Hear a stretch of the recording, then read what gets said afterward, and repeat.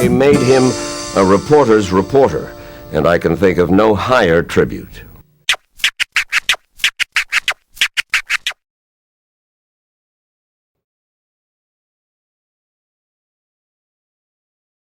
You were recognized as a linguist and a political philosopher, and it's obvious that you're very passionate about your work.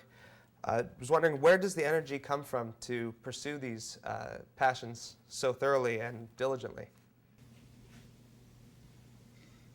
I don't know, just seems the natural way to be. I never really asked the question. Involved and engaged in the work. There are plenty of external stimuli, so in both sides. So on the sort of professional side, there are very challenging and exciting problems, and they're just engaging, so it's fun to work on them. On the human affairs side, there are just overwhelming human problems, tragedies, ominous developments that just sort of, I don't see how you can avoid becoming seriously engaged in them. How are media and language changing, and how have they kind of changed from the past, and what effect do you feel this has on society? Media are changing in a number of directions. For one thing, I'm very critical of the media, but I should say that I think that they are less reflexively subordinate to power than they used to be in what's considered, the grand old days, Walter Cronkite, Edward R. Murrow, and so on. They were very subordinate to power, rarely asked any questions. Now there's some questioning. Now that's not a reflection of anything internal to the media. It's a reflection of the culture. And the society became much more civilized as a result mainly of the activism of the 60s and its aftermath. There's a lot of illustrations of that, and that's affected the media too. On the other hand, there's a counterforce.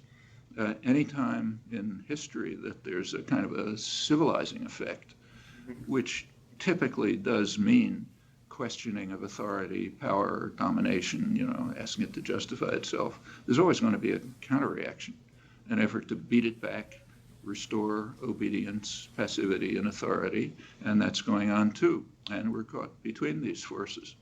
And it shows up in all kinds of ways, including the media.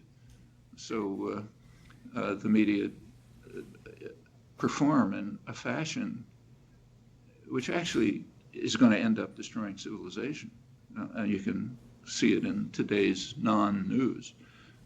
So this morning, just to illustrate, an important poll was released by the Pew Research Center, one of the main, most respected polling organizations. They've been regularly monitoring popular attitudes towards environmental concerns, global warming, and so on. And this morning's poll was quite ominous. I didn't see it reported in the New York Times, the only newspaper I looked at. Maybe it's elsewhere. The poll this morning showed that on the question, do humans contribute to global warming? The proportion was never very high, but it suffered a precipitous decline in the last year or so. It's now barely over a third of the population. Okay, that's a death sentence for the species.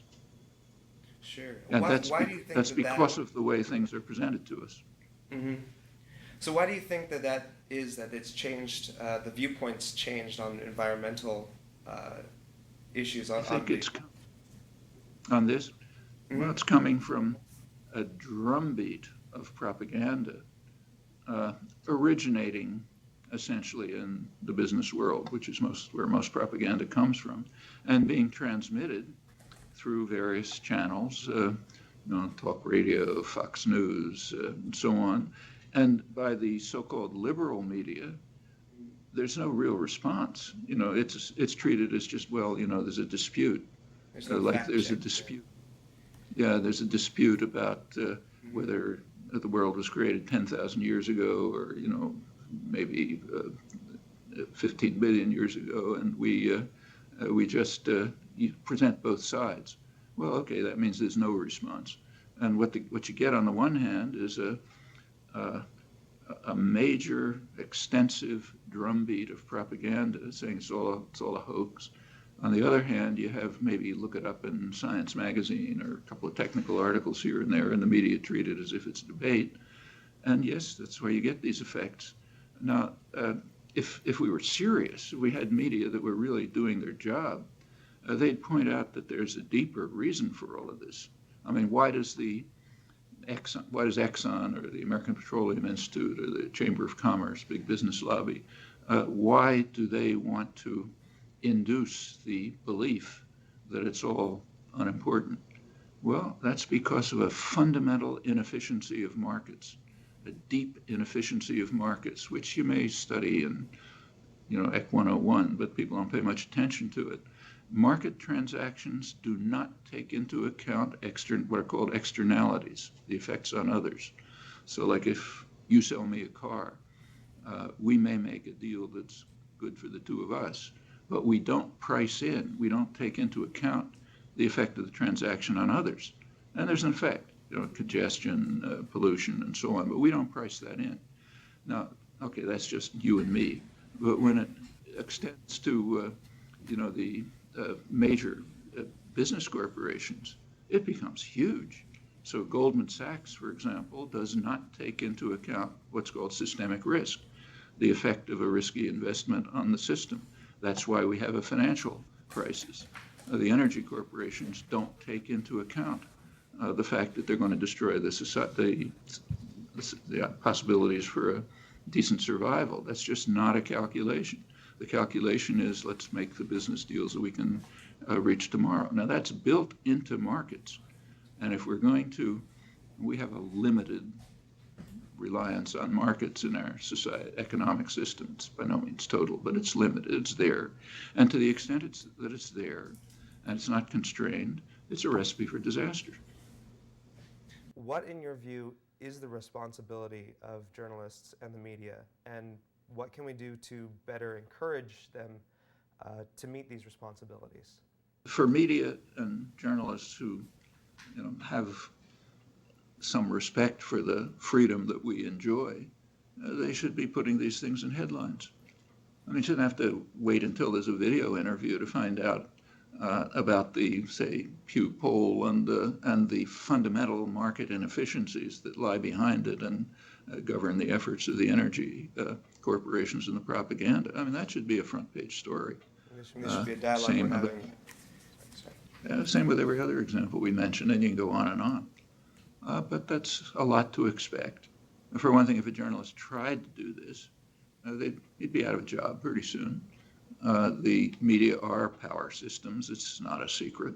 They're corporations. They're part of the general corporate structure, which is tightly linked to state power. The journalists themselves are people like us, educated people, came from good universities. They're in the midst of an academic and intellectual culture, which is itself subordinate to power and reproduces a picture of the world that's acceptable, tolerant to power in many, many ways. A ton of documentation about this. So it's partly just internalized, and partly it's the structure of the institutions.